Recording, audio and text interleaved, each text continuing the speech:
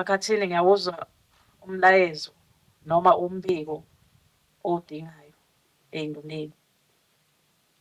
Iy'nduna esinazo kwaXolo zizonke zo-17. Uma iy'nduna zakwaXolo zo-17 ey'nduneni ey'ngekho, isixoliso enginaso ngesenduna eyodwa, umchunu ushoniwe ekhaya kube emahlabathini kuyabekwa namhlanje. Ezinye-ke ngabe nginamanga, angijwayelanga kokuqamba amanga.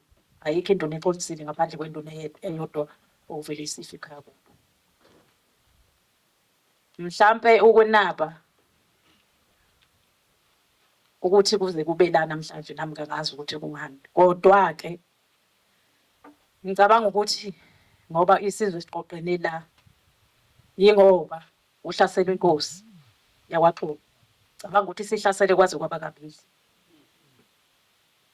Okokuqala ihlaseliwe, hhayi akwanganakeka nje. Kodwa futhi kukhona lapha okwakugade kukhona khona inkulumo eyayikhona. Kwathi emva kwey'nsuku kwahlaselwa inkosi. Uphindile futhi noma ngingasayikhumbuli i-date kodwa usuku ngiyalikhumbula. BenguLwesithathu ebusuku kuzosa kube nguLwesine. Ngifonelwe nguNdlunkulu wathi sisi ngiyacela ngicela ubize amaphoyisa sihlaselwe. Cishe kwakuyoshaya o-1 ngaleso sikhathi ebusuku. Ngathatha ifoni ngafonela umphathi ubaba uMbatha. Angangakuthola ukwemukeleka kodwa ifoni yayikhala. Ngafonela uBaMtshangase washeshe wangibukela. Ngase ngiyacela ngathi ngicela niphuthumise amaphoyisa enkosini, inkosi ngathi iyahlaselwa. Ngaphinda futhi ngathatha ifoni ngafonela ubaba uMtshalo, udidiyelo wamabutho ohleli lapha phambi kwethu. Ngathi baba uMtshalo, uma ikhona imoto ebaleni lakho nabafana ngicela uphume uye emzini wenkosi, inkosi iyahlaselwa.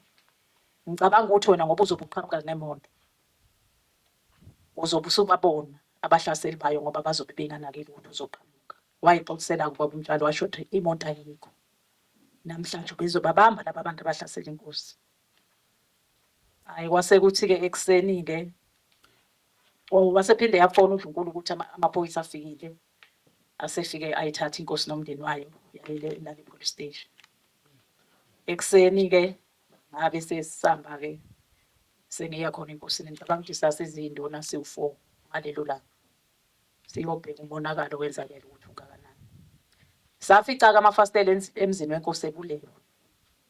Futhi lo wawabulalayo akusikho ukuthi wayephositshe ngoba uba wayephositshe lazongena ngaphakathi. Umuntu owayeshaya ngento ayiphethe ngesandla. Kodwa ukuthi-ke kwabe sekuba nzima kuphi ukuthi angene. Angazi kusho ukuthi lawaXolo alivumanga-ke naye ngaleso sikhathi.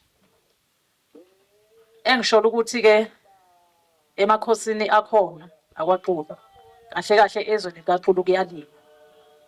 Kodwa ukuthi inkinga ikuphi? Yini le ngaka ebangwayo? Angazi kodwa khona kuyaliwa. Kuyaliwa impela kakhulu ngoba lapho esibona khona ukuthi ezweni sikaXolo kuyaliwa.